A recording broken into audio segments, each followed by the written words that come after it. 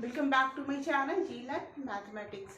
सरस्वती पूजा की आप सबको हार्दिक शुभकामनाएं। विद्या ही सब कुछ होता है, विद्या से बहुत कुछ आता है हमें। तो हम एक मंत्र को हमेशा याद रखिए, विद्या ददाति विनयम विनया धाति पात्रता पात्रता धनाप्तनोति धना धर्मा तथा सुखम।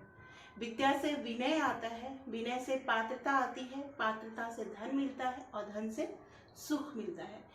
इसलिए अपने काम को, अपना धर्म को कभी नहीं आप छोड़े। आपका जो कर्म है, आपका जो भी आपको दिया गया है, उस पर आप सही तरीके से अमल करते रहे।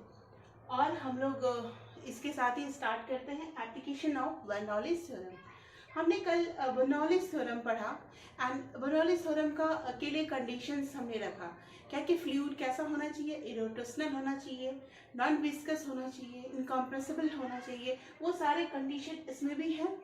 एंड इसके साथ ये आपके एक्चुअली पेपर में आते हैं, बोर्ड के पेपर में आते हैं। अगर ये शब्द आ जाएगा तो मे भी आपको दिक्कत होगा, बट आप बर्नौलीज थ्योरम जानते हो। बर्नौलीज थ्योरम कुछ नहीं है, वो क्या है, कंजर्वेशन ऑफ एनर्जी है। तो उसके आधार पर आपको किसी भी तरह का क्वेश्चन हो जाएगा। बट ये शब्द भेजे, what is Torricelli's theorem and what is hydrostatics का कंडीशन क्या है, स्पीड ऑफ एफ्लक्स क्या है। अगर आपने नहीं पढ़ा है तो आपको लगेगा कि कहीं कुछ नया चीज़ तो नहीं है, मे बी हमसे मिस्टेक तो नहीं हो रहा है। तो इसके लिए हम लोग पढ़ते हैं क्या होता है।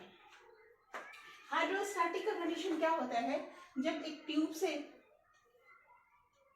से मान लो कि फ्लूइड लिक्विड बह रहा है और इसकी वेलोसिटी पॉइंट ए और पॉइंट बी दोनों पे सेम होगी। तो हम लोग जैसे बर्नौलीज थ्योरम लगाएंगे, P not half rho V A square ए।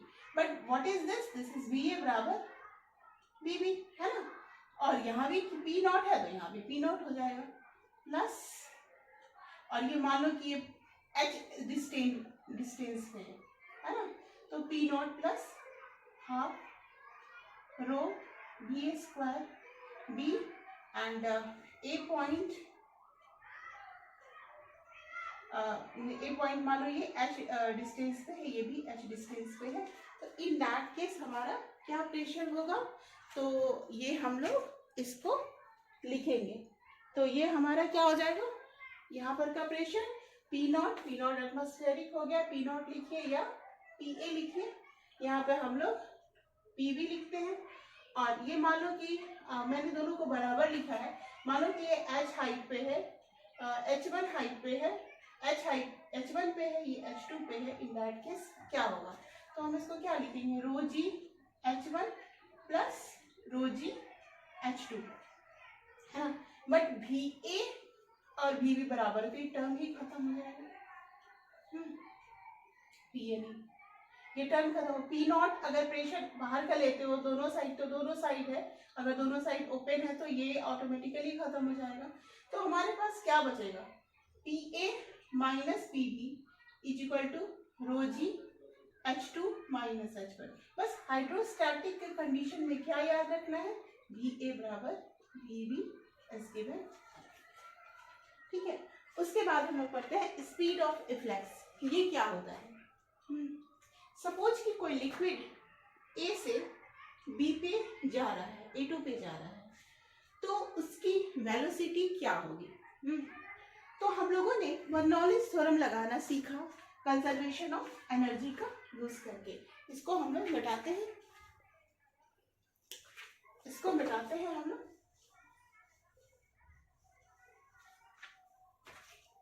इसको मिटाते हैं। फिर हम लोग लिखते हैं, देखो पॉइंट, मान लो कि इसको 1.2 इसको 2.2, तो क्या हो जाएगा यहाँ पर का प्रेशर, ये एटमॉस्फेयर से ओपन है, सपोज करो ऐसा है, खुला है, पी नॉट होगा, है ना। P naught plus half rho V1 square होगा प्लस रो जी एच होगा।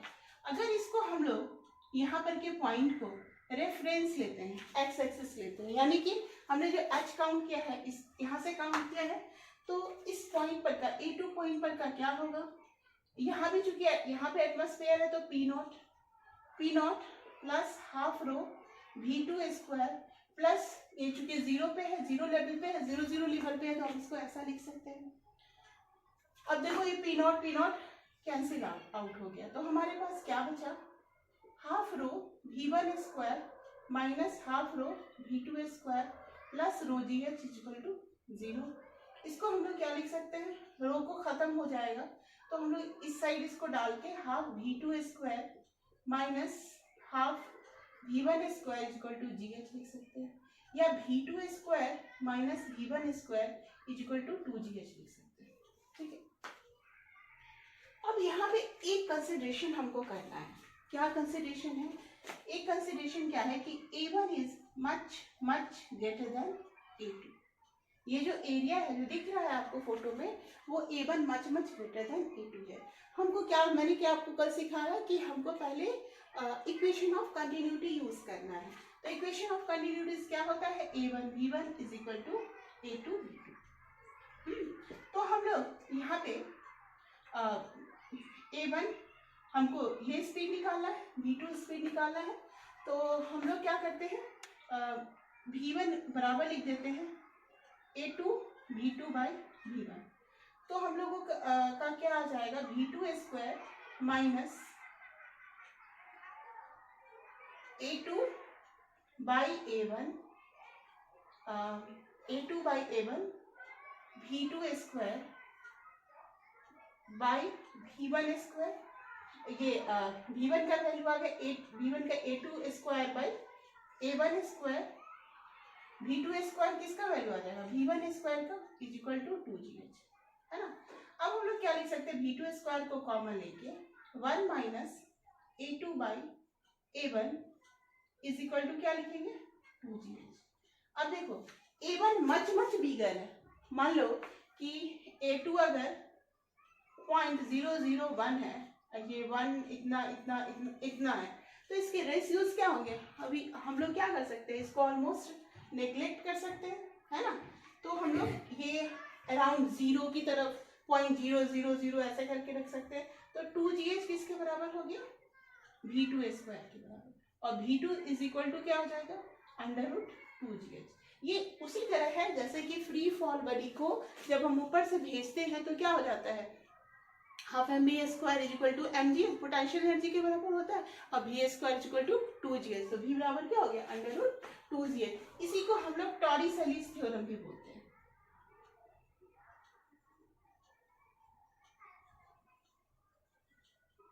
और स्पीड ऑफ एफ्लक्स बोलते हैं। ये एक्चुअली कुछ भी नहीं है, जैसे हम लोगों ने बाइनोमियल थ्योरम किया था प्रूफ, उसी का ये एप्लीकेशन है, हम लोग कहाँ करते हैं उसके लिए।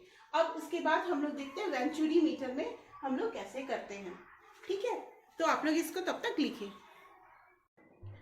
हाँ, हम बर्नौलीज थ्योरम का नेक्स्ट एप्लीकेशन देखते हैं वेंचुरी मीटर में, बट इसको वैसे ही करना है जैसे हम लोग ऑलरेडी बर्नौलीज थ्योरम में किया, कंजर्वेशन ऑफ एनर्जी का यूज किया, एंड फ्लूइड का जो भी ऑल कंडीशंस जो मैंने पिछले वीडियो में दिखाया है, जिसने भी नहीं देखा प्लीज आप देख लीजिए, आपको एकदम क्रिस्टल क्लियर समझ में आएगा कि कैसे हमने यूज किया है। तो वेंचुरी मीटर में क्या होता है कि ये एक ऐसा ट्यूब होता है, यहाँ पे उसका सोचो थ्रोट कंस्ट्रिक्टेड हो, यानी गला उसका दबाया हुआ जैसा रहता है, मतलब ये कंस्ट्रिक्टेड रहता है, एंड इसकी जो ये जो लेंथ है ना उसका हाइट h रहता है।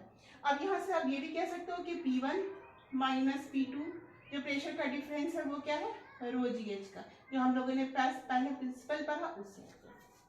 ठीक है, अब हमारे पास क्या है, यहाँ पर हम प्रेशर P1 लेते हैं, P1 plus half rho V1 square, Bernoulli's theorem लगाया हमने, हमारा रेफरेंस लेवल ये है, तो हमको यहाँ पे एच लेने की जरूरत नहीं है ना, because our reference level is this is the X axis.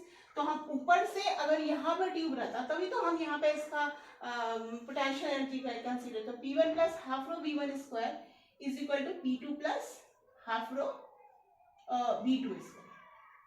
ठीक है, तो P1 माइनस P2 को हम लोग क्या लिख सकते हैं, half rho V2 square minus V1 square, और P1 माइनस P2 रो जी एच के बराबर है एज पर द जो प्रेशर्स का हम लोगों ने पढ़ा है, यहाँ पे रो जी एच, यहाँ पे प्रेशर P1 है, यहाँ पे P2 है।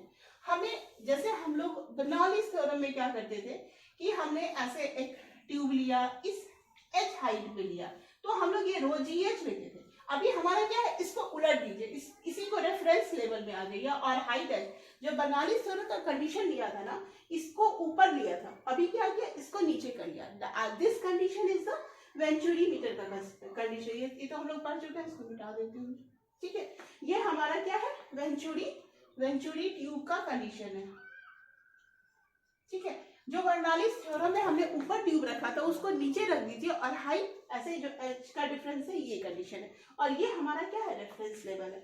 तो ये हमारा हो गया rho ji H equal to half rho v2 square minus v1 square. बस रो से कैंसिल हो गया, 2gh equal to v2 square. अब देखो ये वैसे ही आगे कंडीशन ना, जब ग्रेविटेशनल में हम लोग पढ़ रहे थे v square minus u square equal to 2gs या 2gx, तो सेम कंडीशन आ गया। और v2 v1 के लिए हम लोग फिर से यहाँ पर a1 पॉइंट पे, 1 पॉइंट पे और 2 पॉइंट पे equation of continuity a1 v1 is equal to a2 v2 दिया रहेगा, उसके हिसाब से हम लोग करेंगे। But our condition in the case of venturimeter is this. ठीक है, please like, comment and share my channel and thank you.